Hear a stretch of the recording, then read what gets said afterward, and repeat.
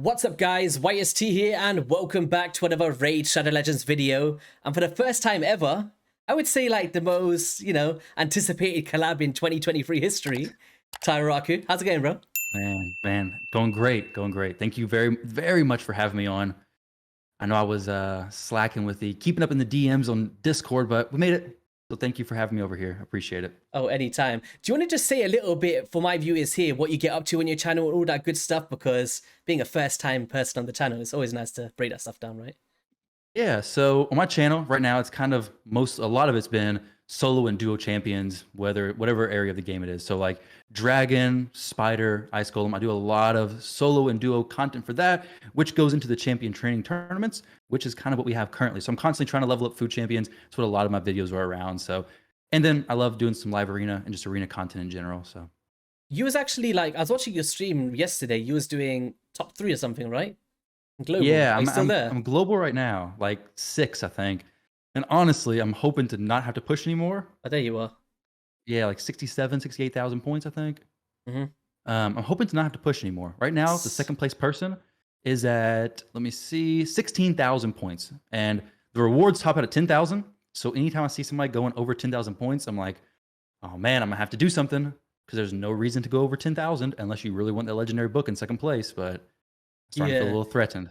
So, oh, that's actually crazy. So you're gonna basically guarantee yourself that new champion, right? That Tatsu. Yeah. Are you a I fan hope of so. are you a fan of a kit, or is it just something you like to do? Because you went for Chris before, right? If I'm not mistaken. Yeah, so I went for Krisk, and then I missed some of the actual probably better champions. I think Kyoku was in one of them, maybe, Mm-hmm. possibly. I missed a few of them, but basically right now my champion storage is getting so full. I have so many like faction guardians at weird levels, so many 5-star level 1 champions in my reserve vault. It's kind of getting a little bit full, so I really just need to condense the space. So that's really all that was, is just mostly trying to condense some space.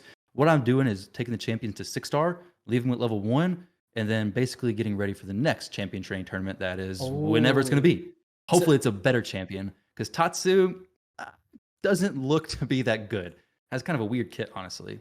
Yeah, no, I was actually surprised how you managed to always do it, but knowing that you've got a strategy that you're following until the next one comes, that takes a lot of commitment because I've got that OCD where every champion has to be maxed up. If I see them at level 1, they have to be like...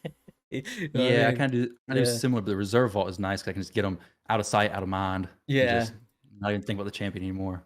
Yeah, but all right, guys, back into this video. We're moving a little bit off topic. What we're going to be doing is breaking down our Ride or Die champions, and it's coming off the back of a collab we did over on Tyrauku's channel. It will all be in the description below. Make sure you guys go and drop a subscription. And basically over there, what we spoke about was champions that was Ride or Die until they died. So it was definitely a really fun video. Some controversial picks on there. But we're doing the opposite over here. We're going to be speaking about champions that we value so much in 2023 and ones that we tend to always find ourselves using any single time that we get the opportunity to actually use them. So we've got 5 Legos each, 3 epics and 1 rare. And you guys in the comment section below, let us know who is your most Ride or Die champion in 2023. So all right, Tyrauku, being the guest here, do you want to break down your number 1 legendary here?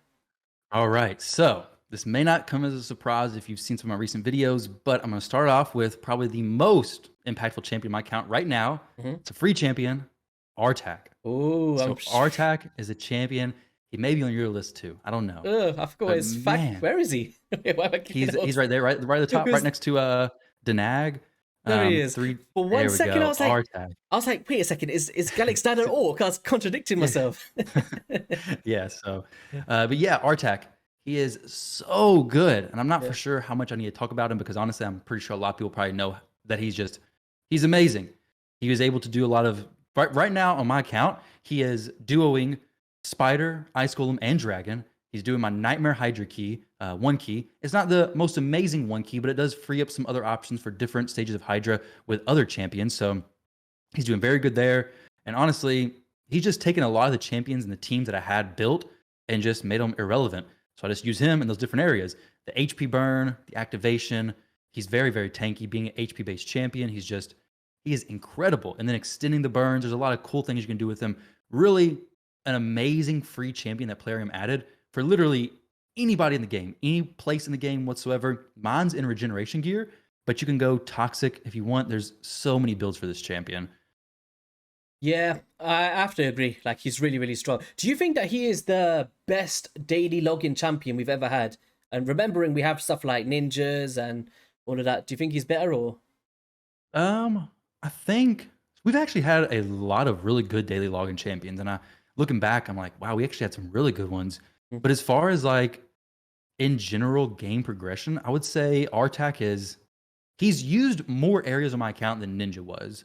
mm, So as far as being better than Ninja, I would say yes to that. But Ninja is really good at the specific things that he does do. Like Clan Boss Artak is not going to do as much damage. Like Ninja activating those burns is just so good. yeah. But Hydra, Artak's definitely going to do more damage, or at least for me, he is. He's easier to build. But like different areas of the Doom Tower, like Griffin, I'm not using Artak on Griffin. I'm using Ninja on Griffin. He kills a lot quicker. So I would say if I was forced to decide, I don't want to be on the fence here. I would say Ninja Artak. I'm going Artak. He opens up more stuff than I think Ninja does. Yeah. So Nah. all the players who are regretting missing Ninja, I think you can feel a little bit better knowing that Artak is right up there with him. Maybe even a little bit above. What do you think? Yeah, I think they slightly brought in Artak to kind of overshadow that nobody can get ninja anymore, honestly. Yeah, I think they that's seen how fair. much people wanted that burn activator and they brought in an AoE version. And I Hmm. think for progression standpoint, I can definitely see where Artak kind of comes in and just breaks everything. Like even on my free to play, like I can now do Hydra, I can now do spiders, which I couldn't do before, and stuff like that. So I love the value that it brings. Yeah, for sure. All right, first one for me. Do you know? I'm just gonna get this another way. By the way, guys, quick disclaimer: I'm not gonna include Genzin or Cornelia in this list because everybody pretty much knows that's coming. But I cannot make a ride or die list without mentioning someone I've done multiple times on the channel, Snake Track. Oh, I can't live without Snake Track. I never will be able to. He's phenomenal, man. Do you use this dude? I don't have him, You don't but I've have had a lot him. of people ask me how good he is, Yeah, and I'm like, I don't really know. I haven't played him much. I know YST's a big fan of him, so yeah, I did. You used him in the Hydra draft with Deadwood, right? yeah. I use him there as well. He's just like even in. Did you have you faced him in live arena? Like got taken I've off guard not, by but I've him.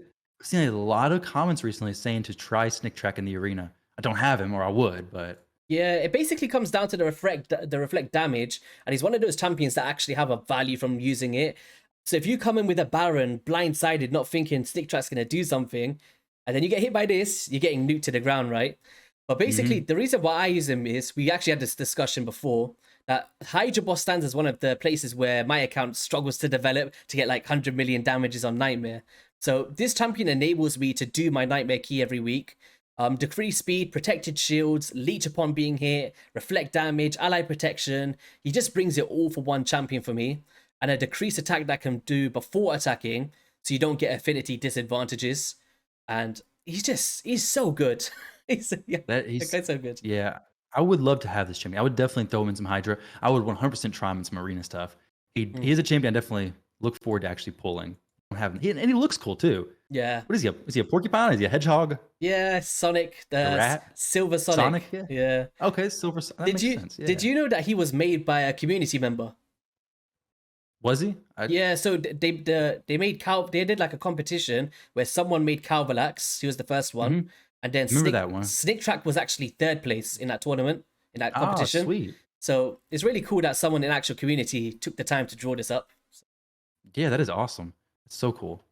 All right, number 2 on your list. Who we got? Surprise All us. right, so number 2, I have another free champion. This Hmm. one's gonna be Mithrala Lifebane. Oh, She is. Let me find her faction so I can go over her stuff. Dark Elves. Yep, yep. looking at your screen.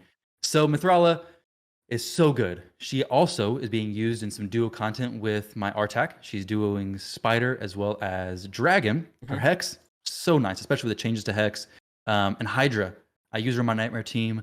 So incredible. The Strengthen on her A3 ability plus the Shield that's based off of her max HP, which is amazing. I mean, 30% of this champion's max HP. She has pretty good base HP as it is. Not amazing, but 20,000 is definitely respectable.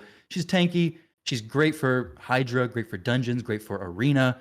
Overall, fantastic champion. I think it's so cool that she's also free, and she makes Dragon doable because of that A1 ability, placing 2 poisons on her hits, which is just fantastic. It's really the only way to kill Dragon. Brimstone, poison, like the main ways, especially on the hard mode Dragon, which is what she or duos as hard mode Dragon, hard mode Spider, stage 9. So Mithrala, huge fan of her. Yeah. Do you use her quite a bit as well? I do. Do you know what it is? It's that combination of the increased defense and increased attack in the same skill. So Yes. if you want to use it for a setup phase in arena, it can amplify the damage of maybe a Ragash or your attack-based nukers, and you can have the best of both worlds. But then once again, even in like the Hydra boss, like adding support, adding damage, placing hex, all in one skill, it's really hard to find alternatives to Mithralia. So Yes. it's that And I think it's fun.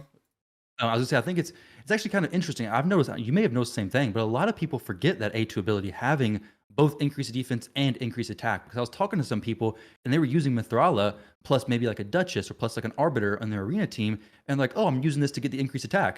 Well, I'm like, hey, Mithrala brings your increased attack. You don't actually need, unless of course Duchess, you're using her for Duchess stuff because she's an amazing champion still, and you Yeah. can definitely use them both together. But I was surprised by how many players actually don't even know that she brings both of those. Maybe it's the hex they're focused on, which is kind of what I mentioned at first. But yeah, the increased attack and increased defense, so few champions have that on one ability. It is so helpful. Yeah, 100%. You know what I was gonna say before is as well is that conversion of the resistance into the accuracy as well. It's like, Mhm. or the accuracy into the resistance. Being able to debuff her just becomes a pain for your enemies, and great for the Iron Twins Fortress for me in particular as well. Really. Oh yeah, definitely. Next up's gonna be my favorite nuker in Raid. I am saying this for the first time on my channel. It is Kandrafon. It, Oh, okay. it's Do you know what it is? I know that he's not the best champion in the game, right? I do have Barons and the Aureus, really, really good in their own rights. But with the implementation of Live Arena, there is nobody I choose more than Kandrafon. Simple reason being, passive effect, damage increases by 40% while attacking under Veil or Perfect Veil, which he places on himself, but also I use Duchess for the extra support. Receives 40% less damage while under those buffs, and boosts this champion's turn meter by 15% each time this champion receives damage under those conditions. Now, this is a lot to consider, especially when you pair it with this A3 that places Perfect Veil, increased attack, increased speed, increased crit damage, and he does some crazy damage at the A1 and A2. And overall, he's just found a way into my team because I'm not one of those players that have a Necrit, unfortunately. I don't have that luxury where I feel like those Necrit people take it for granted sometimes. Yes. Wink, wink, Mr. Tyraku. I see you on your stream. No, he was on my list actually. Necrit was, but I took him off. But Oh, is it? he makes so many damage dealers who are not that viable. He makes them very viable. Yeah. And Kandrafon's one champion who doesn't really need him. He is so tanky by himself. Yeah, this is why he's on my list. It's because I don't have the Necrits. I do have Andresia, but she does need to take a turn in order to put that protection on your team. So Kandrafon stands as that one for me where he can take a beating, but he can also dish out the damage as one champ. So Yeah. And I don't know how you have yours geared, but you probably have some revenge accessories on him, right? I can show you how he's built. Like revenge accessories. Oh man, they're so scary if you have 3 of them on him. Okay, so you don't have any revenge accessories yet. No, I don't. Unfortunately, I don't think I have any, to be honest. No. Dang. You got a few revenge. I got one revenge here, but it's HP. So I haven't got really that can change for the crit damage pretty much. Dang. I know I'd seen somebody's Necrit, or not Necrit, Kandrafon with some like 3 revenge accessories, crazy stats, and he was the most scary champion to actually hit into. Like if I couldn't bring any AoE champions against him because the Kandrafon was killing me with that A1 ability. That A1 just hits insanely hard, and everybody's running buffs. You're always gonna have some buffs, so majority of the time he's getting those 2 hits, and he's killing basically any damage dealer who's going against him. Maybe not Taras. Taras may be the exception, but most others he's just obliterating. I tell you, he's a pain to use against Harima though. I can't stand her because of the demon spawn thing always locks him out. But yeah, especially if you're not paying attention and you forget there's a Harima that's literally gonna take no damage from your Kandrafon. Yep. I have the same thing with Helicath. Yeah, it feels bad. All right, who we got next? So my next champion is one that I know you're not a huge fan of, but I am a massive fan of. My number 1 nuker, actually. That is Rhodos, the Lost Groom. I debated on even including him in this list because he's not a very, special. You forget in the faction. I don't blame you. He's just a champion you want to forget about. And honestly, before I pulled him, he was a champion I wanted to forget about too. It's probably hard to believe that he was nerfed several times, right? Like he's gone through so many iterations, and he's still, I would say, OP. Like he is a crazy champion in live arena, just absolutely insane. HP plus attack based champion on all his abilities. He's stealing HP with his A2 ability, which makes him do even more damage. Once he gets scaled up, he's going to block revive on the A3, which the A3 does ignore defense, and it hits like an absolute truck, like a freight train. It hits so incredibly hard, unless of course there's a Harima, and then it hits like a kind of a wet noodle. But Harima, she's really good. Either way, Rotos, incredible champion, and then the extra turns on top of that from the A1 ability, and then not being able to take more than 50% of his HP in a single hit.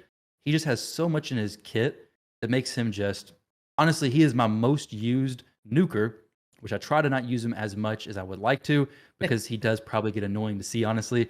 You're watching the videos and it's always just Rotos. He does hard carry. Like mine, I have 6-star fully awakened, so he has the bone armor. If the rest of my team dies, he's just getting tons of bone armor stacks, and he can solo teams pretty easily. I've been soloed by Rotos more than I would like to admit as well. He's one of those champions. It's like it's not over till it's over, because I've exactly. definitely seen like he does A1 extra turn, A1 extra turn, and block revive, and just, oh my god! Like guys, I just want to clarify as well. Like I know the value of Rotos, but it's just that thing where I've been slaughtered by him so many times. It's the same. It's like that ultimate Death Knight effect. I don't use ultimate Death Knight because of how many times he annoys me when I'm facing it. So I just don't want to be that dude. I don't want to be that dude. But just he's at least level to master. Okay, look, good. this is my missing gear. That hurts. That hurts. He's got masteries though. He's got books, so he does like he's my faction wars dude. He's good. Your faction wars dude. Oh man. Well, the good thing, I guess, if you did fall in love with him, you wouldn't be as creative with other champions. That is one downside with Rotos, is he is a pretty hard crutch. Like I will crutch on him. If I don't know what to pick, pick Rotos. Yeah, if I don't know what to do, I'll just do Rotos. Like, I think for me, I'm more of an AoE nuker player. I love my Barons, my Leorius, my Kandrathon. I'm not really so heavy on the single target. It might just be me as a player, but yeah, I switched a lot once strips were kind of, strips and debuffs. You weren't using them as much. My Leo, my Kandrathon, I just didn't gear them to hit hard enough. So I'm like, what am I doing with these champions? And then Rotos came in and he just changed everything for me. Yeah, maybe I'll give him some. If you see me on a stream with Rotos, just remind me to stop. All right. Remind you to stop. All right. Okay, next one. It's going to be an interesting one. Actually, I'm going to make you guess. It's from the Barbarians. Barbarians. Who do you think it's going to be? Okay, well, let me see who you have. You have Harak, Yukaro, Ursuga, Rorik, Sil, Apardan, and Altan. I'm going to say, I don't think it's true. The one that I'm going to guess is Ursuga, but that's because I heard you talking about her earlier in our collab. Yeah. But I do think it'd be Tiranarak. It is Tiranarak. She'd be the one. Good you switched. Now, Ursuga is a really cool champion. I do find myself using her, but not as much since I pulled Marishka. I kind of put her in this, because she puts in that strength in the heals and counters the bomb metas and all of this stuff. But Tiranarak is a phenomenal champion, leading back to the Snake Track, very similar theme. Without her, Hydra Boss is a pain for me. Like, she just brings so much to the kit. She's basically Doom Priest on steroids. We got increased speed, increased defense. We've got a chance of placing block buffs, decreased attack, debuff spread effect, which actually becomes really cool because let's just say one target has got a burn on. You can kind of, if everyone goes under Poison Cloud, she puts the burns from that target that you can face onto everybody else, and it just gets you back into that fight, or the Hex or whatever that may be. Decreased speed A1's continuous heals, cleansing to counter Head of Torment. There's just so much utility for this champion that's bonkers. And if I ever had something like I don't know, I see the strategy with Astrolith. You place the bombs in arena and you kind of spread it around. So it's just a really good Hydra champion for me. Yeah, I don't have Astrolith. I don't have Tiranarak, unfortunately. I played with Tiranarak a little bit, but I found it difficult with the single target decreased speed. Do you have no trouble with that? I know she spreads debuffs, but it's 2 random ones. But do you keep decreased speed up the entire time? No problem. Because I pair her with a Snake Track, I don't have the issue. Oh, okay, yeah, you said that. But what I do is like, if let's just say if Snake Track has a affinity disadvantage against a magic, if a magic heads up, I use her to pinpoint the ones that he weak hitted against. So it's like, okay, that makes so they kind of counterbalance each other very well in that regard. Yeah, she's an awesome champion. She's a champion who I was really hoping to pull when she first came out. I was wanting to try her out in the arena, but champion who just dodged me. Never got to pull her, but She is super cool. I definitely I agree. think she would make for an incredibly good guaranteed void champion for players. Like Yeah, I agree. she's not overpowered, I would say. She's stuck to niche areas, but I think she'd be a really good one to put on. Yeah, I Okay. think it's definitely fair. I'd say like I don't know if she I don't know her versus Rio because Rio was the other I'd say Mm-hmm. better guaranteed void champions we had, right? Maybe Rio was up there, Yep. but definitely I'd say Tuan Rock probably above Rio. Maybe I don't know. Rio's pretty cool too, though. Yeah, it's an I interesting do agree. one. Like, who was Yeah. who would you say was the best guaranteed void Lego that we've seen? What do we had? Supreme Kale, Rio, Turvold. Turvold. Um, I would say Rio. Actually, I don't know about Supreme Kale. I don't use him. I haven't seen much about him. Mm-hmm. I like Rio, but I don't use her that much. Turvold's kind of niche. Like he's really good if you have Necrit. If you don't have Necrit, it's hard to keep him alive. He dies. He smacks. Yeah. I think Rio's probably one of my favorites, though. All right. Let's lead into your next pick. Okay, my I'm next interested. champion. Yeah, I'm derailing you here. All right, so my next champion is also going to be a Skinwalker. Oh. I don't think you have this champion. I'm pretty sure I was watching your Hydra stream, and I see it right now. You don't have him. You probably already know who it is. You were saying, I don't have this champion for Hydra. I don't have this champion for Hydra. And you don't have that champion for Hydra. Mighty Uko. I already knew it. Yep, you already knew it. Mighty Uko. Biggest regret I made last year, man. Hakuna Matata. Man. Yeah, well, I missed Pythion. So, Whoa, that might be even yeah, worse. we went out of town on vacation or something. Plarium offered me 50 shards for $200. I'm like, Pythion's good, Man. but I can't justify 50 shards for $200. That was a little bit too much at the time. But man, the vacation was fun. But I think at this point, I'd probably be enjoying Python a little bit more. But either way, But you neither know, here nor there. instead of buying the shards, right? Do you think it's better for players to, like, let's just say you fall a bit short, you got one summon event that's kind of messing you up. You see how they offer you the fragments for like 10, I think it's like $10 for every 5 or 10 fragments. Yeah. Does it work out cheaper to buy the fragments that you missed, or is it cheaper to buy the shards? I think it's cheaper to buy the fragments, right? I think you're right. Yeah, because especially if it's like I guess a summon rush event where it's not champion chase. Hmm. So then you're more incentivized to pull like sacreds and voids, more expensive shards. Than buying the fragments, I'd say is definitely cheaper. I mean, of course, you don't get the benefit of getting another nice champion potentially, but you definitely save yourself some money. If it's what 20, maybe I don't know if it's 20 fragments, would be $40, Something like that. Yeah. Yeah. It's an interesting conversation to deep dive into in a later yeah, date. yeah, But that would definitely is interesting. it's interesting. But for Mighty Mighty Uko. Uko, obviously incredible champion. I use him in my Hydra. Honestly, I wouldn't mind 2 copies of him because my current one is in a stun set for mostly the arena. Placing the stun, you guys, I can almost guarantee everybody watching this has gone against a Mighty Uko who's in a stun set, who just never seems to miss the stun and just is constantly stunning you the entire fight. And if he's not stunning you, he places the block buffs. The block buffs on the A2 plus the decreased accuracy, super, super annoying. The decreased attack on the A1 makes sure nukers hit like a wet noodle. Chandrafon is going to be much weaker. Leoris really struggles with decreased attack, it seems, but just so many good abilities. And that's not even including his res. His res is very good, but then his passive with a chance of stealing one random buff each time a buff is placed. And this is what trips me up, is that I'll start with like Stone Skin, it won't get stolen. And then I'll have my Duchess place buffs on everybody, and then he steals my Stone Skin and more. I'm like, why did you steal that now? You didn't even steal it in the beginning. But yeah, he has a chance to steal buffs even if they're not the ones placed that turn. So as a champion, you can use him in a provoke set for Hydra. You can use him in a stun set for the arena. For me, I just use him in a stun set mostly for the arena, but I do use him in Hydra because even in a stun set with Fearsome Presence, so no War Master, he still brings that consistent decreased attack. He can strip the buffs on the Hydra if the Hydra steals my stuff or whatever, and then he plays block buffs. Fantastic champion, fusion champion, awesome one. I don't want to rub it in too much though, because I understand how you feel, man. Yeah. I understand how you feel. He is really good, but obviously they changed the stun set now, right? A little bit. Has that affected the way that people are choosing to use it, or? They changed it to where he doesn't have a double chance to. Yeah, so he's to got the activate it, right? single chance now, right? I believe. Yeah, so I've noticed it's still landing very frequently. Okay. And I mean everything he does is AoE. Unless you use the res, which in live arena, I don't use the res. It does do the increased speed, which is the thing that's kind of weird about Hydra, is that if you're just doing it on auto, you kind of got to turn that off, or else he'll just. It just depends. Basically, for me in live arena, I just don't use that res whatsoever, and he's just constantly doing AoE attacks. So there's always a chance to actually place the stun, even though it's a little bit less than before. It still seems to happen pretty frequently.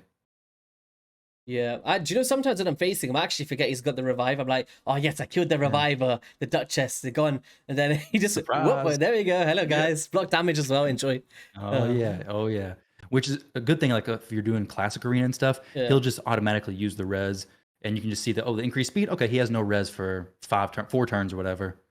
Hmm. So All right, so I guess we got one more Lego each, right? Or is yep, it? one more Lego each. So for me, it's gonna be Nishak Verminlord. Mm. Great champion. I know that you're a big fan of your Oh solo. yeah. How many stuff have you soloed now with this dude? I Dungeon think wise. Dragon and Ice Golem maybe.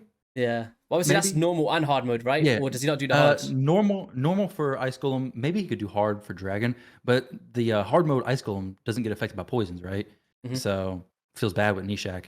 Yeah. Do you know what's But the really cool? Dragon, yeah, he's a monster. One thing, like, you see how I think we mentioned it on your channel with the Griffin. Like, this champion is one of the most underrated Griffin dudes out there. Like, he blows it up quicker than, like, my Rotos, my Ninja, you name it. He destroys it because the way that he does the detonations, like he reduced the things and all of that good stuff, the Mhm. boss, because the poisons become protected, they never fall off. So you Okay. literally have infinite poisons on the boss, always ticking, and then also you're getting that bomb damage as well because he decreases the duration, right?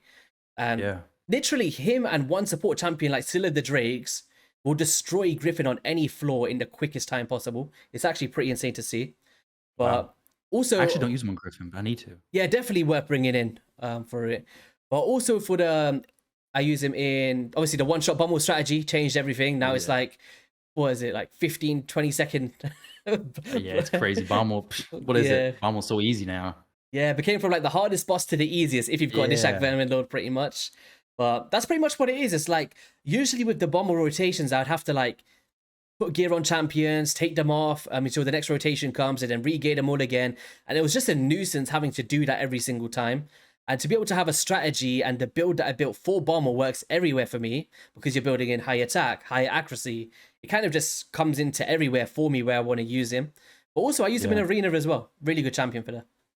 Yeah, definitely. I've gone against him in arena a few times, and I definitely get scared because his bombs aren't for 2 turns because he reduces the cooldown on them. Mm-hmm. So now it's 1 turn. So now you're like, okay, I really hope this Nishak doesn't have much attack, or I'm dead. And if the Yeah. bombs don't kill me, the poisons could, because those poisons they can definitely finish off the remainder of the HP you have in the arena. So How would definitely, for a player that doesn't have like a Marishka or something, right? You're like more of a live arena person than me. What would you say is the biggest counter to bombs? If it's not a cleanser, let's just say, like how would you be countering that? Because it goes through stone skin and all of that stuff, right? yeah. So what I look at with bomb teams, they do wreck me pretty often. But the biggest thing is like, okay, Mithrala, the Mhm. cleanser. But you said if no cleanser, so if no cleanser, removing their decrease attack, or sorry, removing their increase attack champion. So if they have an arbiter, getting rid of her, it makes bomb champions do a lot less damage. And a Mhm. lot of players, since you're having to split the accuracy and the attack, you're either looking for an increased accuracy champion or an increased attack champion to make your champion strong enough to actually kill the enemy. So if you remove that increased attack champion, now they're just going off of their attack. If you can bring in a decreased attack champion, that's going to be even better. But assuming you're not going before them, they're going first, then things like bolster sets, big shield sets, things like that do help out quite a bit with actually dealing with the bomb champion. So that's what I do. Yeah. I try to get rid of their increased attack champions, possible cleanser, and then big bolster sets, keeping in mind. Yeah, no, 100%. I tend to do the same thing. It's like when I see, because sometimes they throw me off with their final two picks. So I'll see Yeah. Geist the Gleeful comes in, and Nishak Verminlord, and I'm like, oh damn, get that increased attack option out there for a starter. Yep. And then even considering maybe block damage as an option as well, right? Like Helicaths and Yeah. champions like Exactly. that can really counter it. Yeah, But the only thing with Helicath is if you're slower, then they just yeah, bomb you this anyways. is Because why they're always Arbiter and Lady Kimmy, or Arbiter plus another increase accuracy champion, basically. yeah, that's why sometimes I just put my Rishka there and pray they don't take it away and they don't remember the passive. Yeah. It's supposed to block Yeah. damage up, right? I don't know what is Merch. I don't even know her passive. 'Cause I So don't have her. yeah, so a passive basically, if a champion tries to place a bomb, poison, or HP burn, she puts a block damage instantly on everybody. But then Oh. following the Okay. next turn, you kind of boost yourself out of it and remove the bombs as well. So it's like no one takes any damage. That's a really, Okay. really cool synergy. So now everybody watching this video has a nice reminder. If you go against YST, just ban the Marichka. Bring your bombs, ban Marichka. Easy. But I don't have the Taras though to pair with it. I just got, Oh, okay, okay. So if that you makes could, her less if of a you could, ban. if you could have. If you could have one, right, Taras or Marishka, but so raid basically comes to you, they're banging on your door like Tyrauku. You got Mariska, Taras, but the twist is they'll give it to you, but you can never summon the other one ever again. Oh. Well, I've been wrecked by Taras in the arena. Hmm. And Marichka, I don't really find. Actually, there's a few times where she's super annoying. I think I'm gonna have to go with Taras. You'd go He Taras, is okay. just, yeah. I kind of have a hard time deciding though if he's the, because when it's him plus Marichka, it's awful because of her ally attacks, the whole situation. It's terrible. But he can smack. He can smack so hard. But they're both so good. I'm probably never gonna summon either one of them. So I guess if I had one tomorrow, it'd be Taras. I'd hope. Yeah, I think Would you switch yours, or you like Marichka? I think I would keep Mariska personally. Do you know what it is? She's just Really? she's very unique, I would say. Like, Yeah, no one else in the game has like a way of doing ally attack on the A1 every single turn. Like, it doesn't even Yeah. have to be Taras. It could just be my Kanjafon or my Leo, just constantly chucking it out.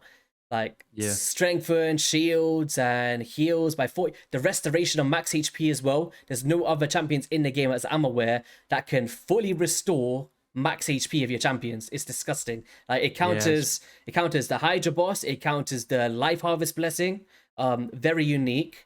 She does cleanses, she does 10 meter fill, she does the she counters Rhodos a little bit. yeah, with his, the block damage, the poisons, and then most importantly, if you kill her, revives everybody. So if you go for like a Yeah. big nuke, she brings everyone back. So that is true. Maybe I had the wrong decision, but Marichka, I don't Yeah. think I've seen her enough to really fully know how crazy good she can be. I just know I get wrecked by Taras all the time, and I hate him with a passion. So I'll just take him. That's who yeah. I'd pick. So all right. Wait, did you have the pick think- before that? Or was it me? I think my picks right now. I think I went Mighty Uko, and then you went Nishak. So Oh yeah. now back to my pick, I believe, which is going to be a Demon Spawn champion. It's going to be Hellcath. Ooh. Hellcath is, I tried getting a little bit creative. So I know he's involved in a ton of different stuff. You'll know this better than me, but some clan boss options. He's involved in some actually Iron Twins where I use him. And I was using him only in Iron Twins for a long time. But when Live Arena came out, I actually rebuilt him. So I have him, I think, at 281 speed, and which is perfect for Iron Twins.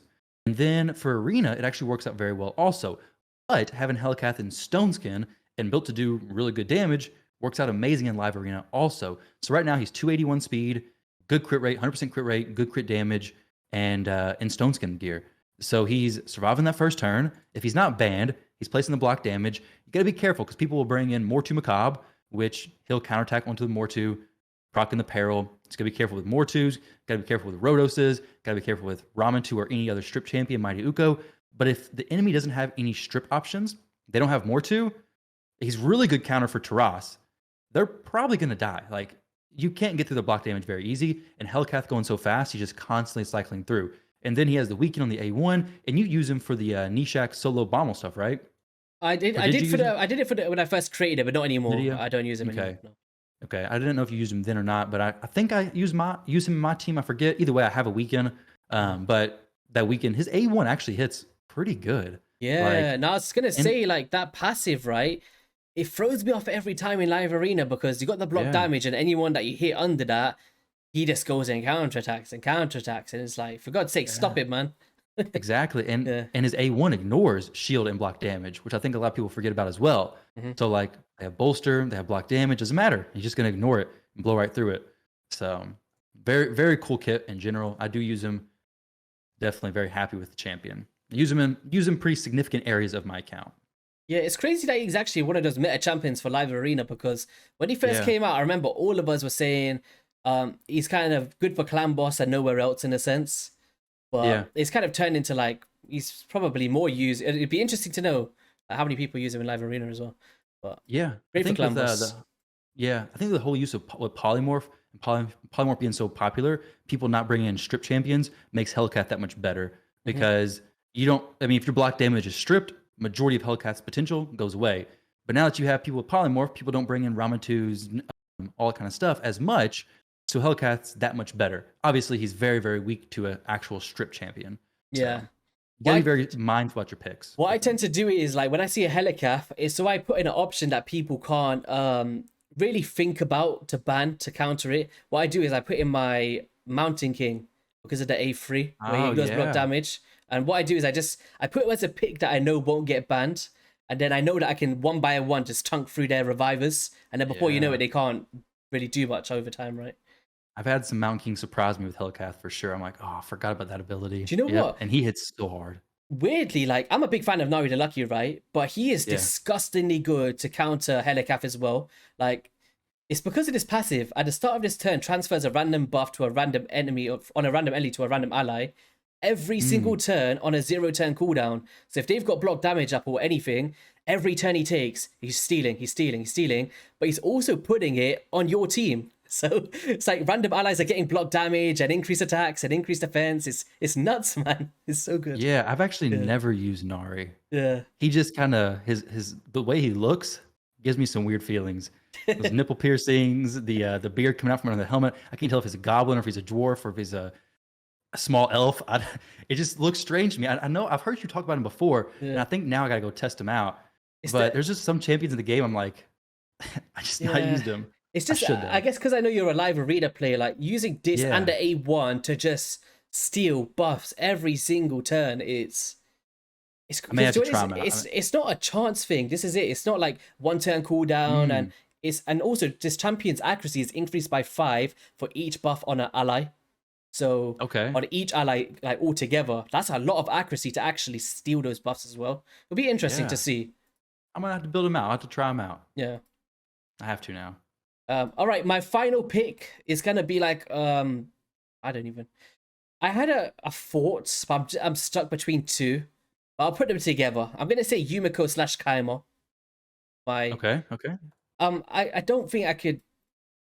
I feel like what's the word? I take them for granted in a sense because I always speak with Saf from HH Gaming, and he's like dying for Yumiko, and everybody's dying for Yumiko, and I kind of just use her like she's a Kaima in a sense, like oh, it's no big deal. Yeah, But without her, like once I start removing her from the situation, then I still feel like, wait a second, I'm overlooked. Like so Dance of Time decreases the cooldown of all ally skills by 3 turns, increases the cooldowns as well. Basically, Warlord and Kaimar dash into one skill is hmm, phenomenal. We've got that Hex that's now buffed, right? You can now, send back the polymorph or something with the yeah, new yeah. I think that's what it change. is. Yep, which is So gonna be I'm awesome. pretty sure it's gonna be a nasty time for my enemies nowadays. Yeah. Terminate reduction also very powerful, and then also this champion is immune to all debuffs if they are under Veil, which she actually starts with at the start of each round. So like when someone's trying to debuff her at the start for me, I can kind of use her as a cut-in to just lock them out and stop them in what they were just trying to do. So Yeah. I always love that synergy from her passive. Really cool. Yeah. She's champion who I'd love to have. I pulled for her, got her Suga Warcaller, Oh who's not a no. bad champion, Yeah. but she's not a Yumiko. She's definitely not a Yumiko. Have you got Kaimar? Um, I do have Kaimar, thankfully, Okay. yes, because Kaimar is massive. So like talking about both the champions, yeah, I do have Kaimar. And he is such a huge help in Doom Tower wave clears, just wave clears in general. I don't use him a ton in the arena anymore, but he is such a massive champion. I would use Yumiko a ton in the arena. You have Yeah. yours built fast, right? Yeah, it's weird, right? Like, although that I value Yumeko, I think a bit more than Kaimar, I actually use Kaimar more than Yumeko. It's a very weird one for me. It's Hmm. because like I very value that sleep ability for the setup phase and just Yeah, the I can see stripping the that. buffs, which she doesn't do. But then again, I don't get polymorphed with Yumeko. I do with Kaimar. Yeah, So it's that yin and yang of like who to choose against specific targets. But this is kind of a makes team that sense. I always like to use with like both of them, where they're resetting each other and it's just infinite nukes pretty much. Yeah, yeah. I hate that when I go against that, but it is such a cool thing to see. Just the reset into the reset into the reset. Yeah. I just You did have this video. Warlord too, right? I do have a warlord, but I never use him. I Really? think Okay. I was yeah. wondering what you would do with Warlord. I do. I used to use it before I had Yumeko. I just Yeah. think they're just different calibers in my opinion. Like I really like the Termi reduction of Hmm. Kaiba. It's really annoying. Not Kaiba, Warlord. Yeah. But the way that you can just send debuffs back with your Mako is just so annoying for them. Like when they try to debuff you all the time, lock you out with Siffy, you're just sleeping whoever you got the hex on, right? It's really Yeah. I think I would probably use Yumiko more than Warlord as well. They're both super annoying in different ways, though. Warlord just shuts you down, but Yumiko shuts you down. Not as bad, but then keeps your team going great and just she's awesome. Awesome champion who I would love to have for sure. all right. So Definitely jealous. we've kind of led into the halfway point of this video now. So we're going into 3 epics. Enlighten us. Who do you value here? All right. So my first epic. Let's go with one that may not be as popular. Now this one's not going to be like a. It's kind of difficult to go like full ride or die. I didn't want to go throw in Maneater because I do use him all the time, but he's not really a champion that I think is very unique. So I want something to be unique, but a champion who I actually do use or have used. That's gonna be Basher. So Basher's a champion who is very fun. He has some drawbacks to his kit. I used him in live arena. I did some live arena content with him. Basically, for people who don't have Warlord, this is your option. Now, he's not great to be compared to Warlord. The A2 ability increases the cooldown of all target skills by 2 turns. This is good, but be careful the 2 turns. It's 2 turns, but they only skip 1 turn. So you lock them out, they'll do their A1. The next turn is the second turn, and they can use whatever they want. So with him, you really need to build him fast. Like, whenever I was using him in live arena, I was getting some wins, but I had to have him like 340 speed with good accuracy, and he has 95 base speed. So his base speed is not fantastic. However, if you're using him even outside of arena situations, if you're using him in like, say, faction wars or whatever, say Doom Tower, something like that, he does bring more stuff to his kit. He brings the black buffs, attacks 4 times at random, so it's sporadic, like it's not going to be consistent, which I wish it was just an AoE, but it is nice to have the black buffs, but all of his abilities do have good multipliers, so he's able to do a little bit of damage on the waves of areas. He's going to be faster, so you're going to be able to lap him, you'll be able to keep him locked out even more, so he does have some interesting uses in that sense. He's a fun champion, he's a champion that I've used, and a champion that I think does get overlooked a lot and forgotten about in live arena, so people just don't ban him. Like, I don't think he was ever banned or very rarely banned for me, but he's definitely a fun champion, which you don't have him, do you? I don't have him, no. I've always wanted to try him out, but it's good that you clarified the way that cooldown thing works, because people do get misconceptions of that because of the way that the skill cooldowns goes. It's basically it's one of their turns and then they can basically immediately go into it. This was the issue with Alika before she got buffed. She used to do the target skills by 1 turn, but by the time they take a turn, it's just instant anyway, and it was a waste of a skill. So, but yeah, no, he is really good. Like, there's no other epics apart from him and Alika that can do the cooldown reduction, right? Not that I know of. It's AoE, especially. It's like single target stuff. Yeah, I think they're the only two that can do it AoE, and he does have the benefit of being Void Affinity, where Alika is Force, I think. So he can lock anybody out whenever. And it goes through Stone Skin too, which is very nice. So against those Hellcat teams that are fast, if you're faster, then you're preventing them from doing their most important ability on probably the most important turn. So some teams he will just absolutely wreck. And then other teams, it is not really that big of an effect because he only locks them out for 1 turn. Yeah, no, that's really interesting. One day we'll get him, please. Yep. Do you know what? Just because you're on the channel, right, we're going to try it now. Oh, man. Let's... One shot and a dream for Basher. Here we go. Basher, here he comes. It's not a Basher. We'll try it one more time. I don't have a card deal, so I wouldn't mind rocking a legendary anyway. I got 4 shards here. A bit of a mid-break shard pulling session, guys. Come on. Give me Basher. I have no shards right now. They're too expensive. Oh, Basher. Where's he at? Here he is. I know he's here. Come on. Oh, another... It's probably the next shard, but now you have no more shards to even know. Yeah, it's going to cost me another 50 grand to try and get another shard. I know, right? All right. So much. All right, so this next one, quite surprising actually for me. Skytouch Shaman. Okay. I think she is one of the most underrated epics in this game. Period. There's very few cases that I kind of put like above her in terms of support. Basically, what it comes down to is this passive, the Bloodstained Ritual. Of anyone that's not aware of how this actually works, damages this champion by 10% of their max HP at the start of each turn. They will heal all allies except this champion, equal to half of the current lost HP. Now, the way that a bunch of viewers was actually reading this is, they see it like it's going to be 5% of basically what she lost in that specific round, right? Like 5% of the 10%. So how it actually works is it's the total lost HP that she currently has at that given moment. So if she's got 100,000, she's now got 50,000, you're going to get a 25% heal, or 25,000 heal. Yeah. But over the course of a battle, like for me, I use this in Iron Twins Fortress. I've used this in Bomb with a Dreadhorn. I use that as my Torment counter in Arena currently still. She's just a very universal champion that holds a lot of value for me. And it comes down to this as well, like block debuffs, revive on death, and removes all debuffs in the same skill set, which is very rare to find from epic champions. And just a lot of value. Very niche, but I love this champ. Do you like her? I'm a huge fan of her. I used to use her a lot more. I haven't used her much recently. I use her a lot in the arena and like some go second teams because, like you're saying, her heal is actually insane. It is so big. You do gotta be careful about not letting her die Mhm. because she does take her HP. She doesn't heal herself, unfortunately. But she is so good. How do you have yours built? Do you have her in immunity or stone skin or whatever? Because I know that I first turn, or maybe you have a block debuff champion yeah no because she can I place that fear on herself. I used to have it in immunity. Now I've got her in. I've been switching between regeneration as well because regen kind of heals you to the amount that you're losing Yeah. in a sense. So you never actually die. It's really interesting to play with Okay. because she's in this way she's dealing 10% of her max HP, but then regeneration is basically healing you by that value. So you're always stuck Yeah. in that never dying phase unless you take actual raw damage like a normal champion. That But makes sense. I've actually still got her in immunity. Interesting. Okay. Mhm. I was wondering because she plays that fear and then she can just not place that A2 ability. So I guess it depends on how much you value that A2 because she still does the heal even if she's feared, right? The heal starts Yep. before her turn even starts. So It doesn't matter if you get decreased speed on yourself. The yeah, fear is just every single healing. turn. It's like a. We'll show it towards the end, guys, in the outro anyway. But really, really cool. Sweet. All right. Yeah. Who we got next? Next champion is going to be Ugo.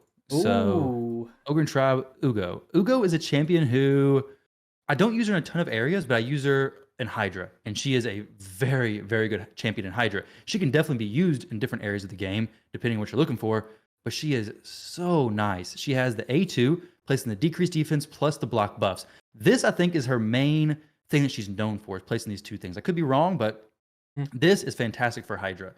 But she also brings, well, the passive doesn't really get activated very much. It's amazing. If it does activate, it can definitely make your Hydra run go from being terrible to, hey, everybody's back alive and we're good. But most of the time, she's probably not the last person to survive. But her A3, I want to talk about this. Her A3 removes all heal reduction debuffs, which do get placed in Hydra. So she removes those first, then removes one random debuff from all allies, then heals all allies by 20% of this champion's max HP. That is super important. You can build her with as much HP as you can. Say it was 100,000. Now she's doing a 20,000 heal whenever she does this A3 ability. Throw in Relentless Gear, and she becomes an actual very good healer for Hydra, plus a debuffer. So she has a decreased defense, block buffs, plus a big heal, and overall just a fantastic kit. And I use her in my Nightmare Hydra team as one of the pretty significant support healing champions. She does bring a leech on the A1 as well, but I do have Necmo, so her leech Yeah. is kind of irrelevant. So if you got Necmo, it doesn't matter. But this leech is nice, especially if you're kind of manualing some stuff. Say you have like Inquisitor Shamel, a head has leech. He's getting close to dying. You can just click that head, get the benefits from leech, and heal him back up. So Yeah, no, she's really good. I built 2 on my account as well, but sweet. since I got 2 Hanorok, she made it out of my main team. I kind of used 2 Mhm. Hanorok as my main blood buffs, but she's even in secret rooms. There's one place where she's like, you see the Ogrin rooms or the Epics only rooms, and that block buffs and drop defense is just beautiful thing. It's so Mhm. good. But once I you, forgot about that. yeah, I do use her in secret rooms as well. even this Ugo's brew, like you were saying, like that cleanse capabilities is so clutch because you get Yeah. that heal reduction on your targets against. I forgot which head does it, but it's so annoying, and then she just takes it off for you. Oh yeah. Can you recall which head that Yeah. was? I can't remember. Is it DK? I don't know, honestly. I'm probably just throwing a word out there. I can look it up and then I'll let you know and see it on the Yeah, I can't remember exactly which one it I want to is. say But... DK. So for my one, we're actually gonna stay in this faction. I've mentioned it multiple times. He's right behind me, but you can't guess because you can't Okay. see it. I know, You I already know who it is. Ah. It's C's, right? No, it's not. It's Scrank. Oh no, it's not. Oh, Skrank. Oh, I forgot about him. I heard you talking Uh, about C's on a stream or something. I yeah. actually took him to 60, and I was thinking, you have said something about him before, right? Yeah, I made a video on him. Yeah. Okay. Okay, good. Caesar's a great champion, but I wouldn't say he's on the same caliber of Scrank. It's just like Okay. different conversations. I don't have Skrank. You know Scrank? Oh Don't man. have him. Basically, he's got godlike multipliers on every single skill in his kit, right? Which is very rare in itself. Mhm. Great for Hydra, AoE burner. Also fills his champion's turn meter by 15% if at least one enemy is hit with a critical hit. But if you think about, you're going to be critting anyway, right? Against the Hydra boss. A lot of value. Yeah. On his A2 with Sup on Blood, attacks one enemy 2 times, heals this champion. So he's got a heal mechanic without relying on other champions, based on 15% of each critical hit. And also places an increased attack on himself if a target is under burn. So basically, open up with the burn, lead it with this, get the increased attack on. And also, he's got a weaken on the A1 as well, if you haven't got a weaken elsewhere in your kit. But where it all comes into fruition is the Pyromania, because it increases this champion's attack and its crit damage by 5%. Okay. Each time an HP burn triggers and stacks up to 25%, which doesn't kind of reset. It just happens. Once it's up the whole time. It's really underrated, this champion, but I don't think he's underrated anymore because we've all spoken about him, but he's really good, man. Yeah, I've seen you talking about him a lot. I don't have him, so I've not been able to play with him. I wasn't really sure where his damage was coming from, but that makes a lot of sense, 'cause I never really looked at his kit at all. But now I kind of want him. But, all right, so my next champion is going to be, let me go ahead and sort. Okay, so this one, I was kind of running out of options, but that could actually fit in 100%. And then I remembered we got Godseeker Aniri. Now, Godseeker is a champion who is very good. I only use her in one area right now, but you guys already know what that area is. So I don't know if I even need to sit on Godseeker too long, but it's Sand Devils, okay? She makes Sand Devils easy, basically. You have Godseeker, you have Sand Devils done. Really is all there is, because you can use basically any champion alongside Godseeker. How it works, basically, the Sand Devil kills everybody, Godseeker comes back, reses your damage dealer, she reses him with his cooldowns reset. The A3 ability revives a dead ally with 50% turn meter, then fills her turn meter at 50% and resets the cooldowns on all their skills. This is just crazy. So like with Ninja, she's picking him up, resetting his cooldowns, and then he's just going back in with HP burn. So Ninja works out very, very well with her, but you can use anybody alongside her. I have mine built to duo it with Ninja with food champions as well. So I'm getting some leveling going on alongside that. But she's not only good for Sand Devil. If you use her just coming up through the game, dungeons in general, faction wars, very, very good kit. Her A2 attacks all enemies, heals allies by 15% of their max HP, decreases the duration of all buffs on the enemies, and increases the duration of all buffs on allies. So she has a buff decrease and a buff increase. Super, super awesome. I don't know if any other champion, any other epic has that. I know there's some other buff extenders and some, buff decreasers, but on the same ability, I don't think so. On a 3-turn duration at I don't think there's epics, obviously, like Sunlight Survivor, Anchorite, that can extend the value of buffs. I think the only one that does it like this might be, I think Corvus is a legendary though. Yeah, he does it. I think he does very increases the duration, and second hit increases the duration. Okay. I don't know, something very similar. Yeah. So he's doing it. It looks like debuffs and then buffs. Yeah. So she does just buffs, which either way, both awesome. But she brings a ton of heals, ton of support, and then her passive just somebody's about to die. Oh, she places revival and death. They come back to life, which is also very, very helpful. And then it increases the amount of healing allies receive by 10%. Overall, a fantastic support champion. Can be used in a lot of areas in the game. But for me, she is the Sand Devil champion. Like without her, I would have to think about my Sand Devils team. I actually had to put something together that makes sense. Hers doesn't even make sense. She's just so good with it. Yeah, no, she's very unique. You probably use her in Sand Devil too, right? Yes, I do Stage 24 with Ninja, but I know people do it with Walking Tomb Drang as well, right? Anyone that doesn't have the... Yeah, it's really good.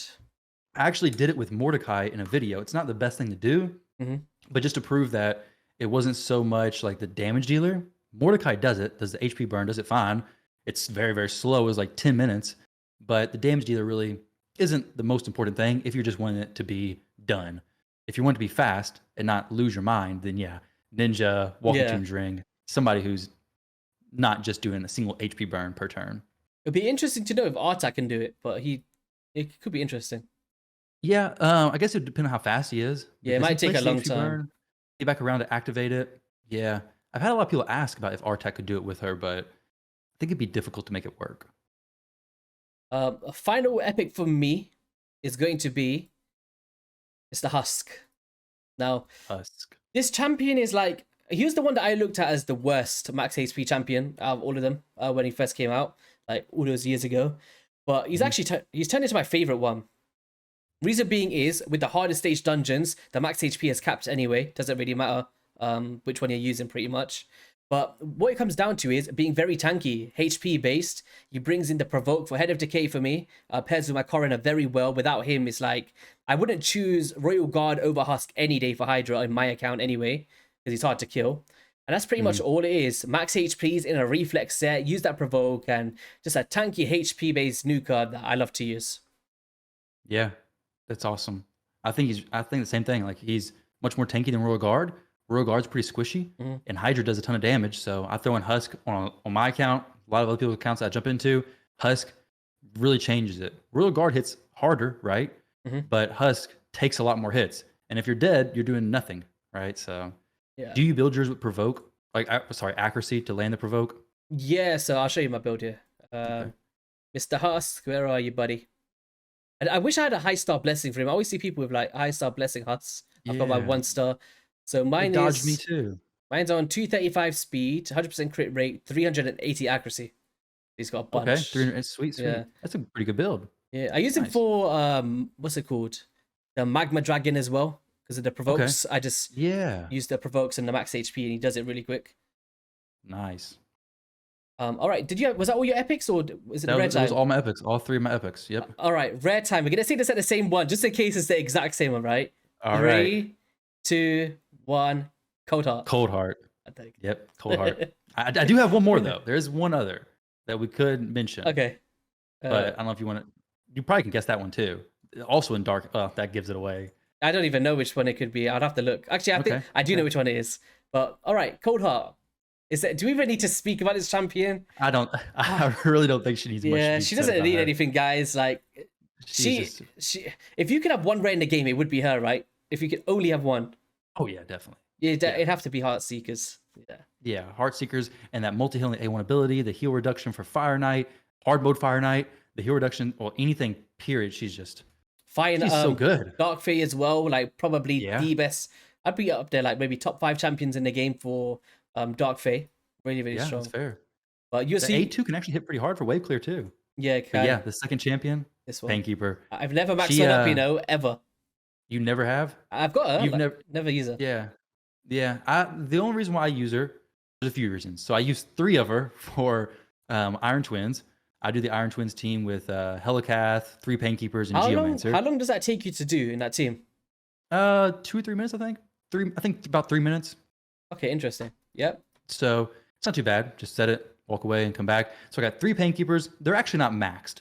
They're all level 33 currently, for whatever reason. But yeah, so that's what I use there. And then I use her in my Clan Boss team. So she's used a ton across my account.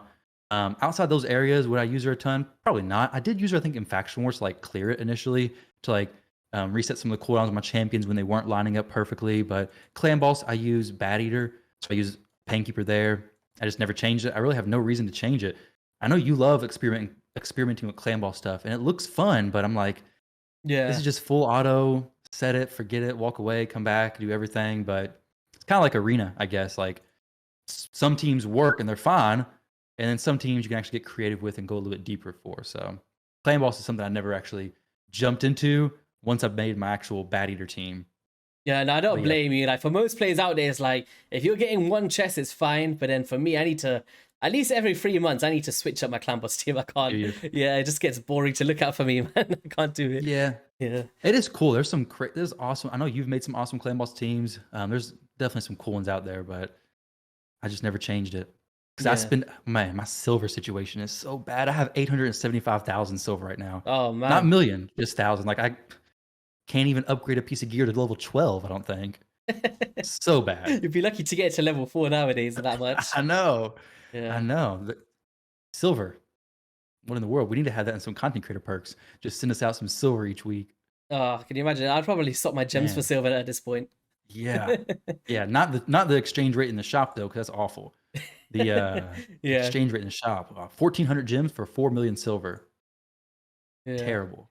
All right, Tyrauku, appreciate you coming to hang out with me today to speak about your Ride or Die champions and all of that Yeah, good stuff. thank you very much for having me. Is there anything you want to say here before we wrap things up?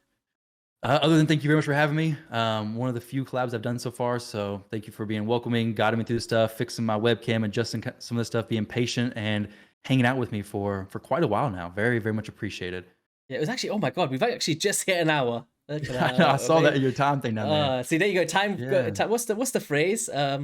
Time goes by when you're having fun or Time something flies like when that? you're having fun. Yeah, there we go. Something like that. But yeah, guys, Yeah. we did actually say at the start of this video as well, if anyone did skip through it, we could have easily said Duchess Lilith all of these champions and, you know, top meta. We wanted to spice it up a little bit, right? Maybe some unconventional picks in there and ones you don't hear every day. And if you guys do want to go and head over to Tyrauku's channel, it's in the description below and linked in the pinned comment. We did do a part 2 to this collab as well, where you can see the ones that, you know, we did kind of ride or die for them at one point and just not anymore. A lot of fun to check out. And if you guys did enjoy it, be sure to hit that like and subscribe button. And we'll catch you guys on a video soon. Peace.